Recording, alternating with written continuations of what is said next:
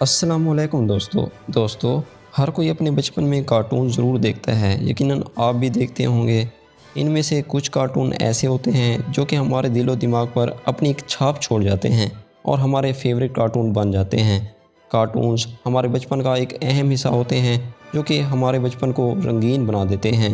दोस्तों, आप में से बहुत से लोगों ने पोकेमोन कार्टून तो ज़रूर देखे होंगे।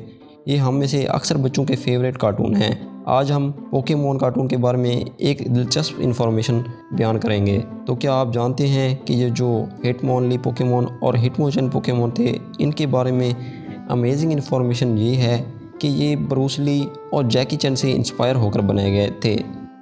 कितनी हैरानी की बात है ना कि दो कार्टून असल इंसानों से इंस्पायर होकर बनाए गए हों।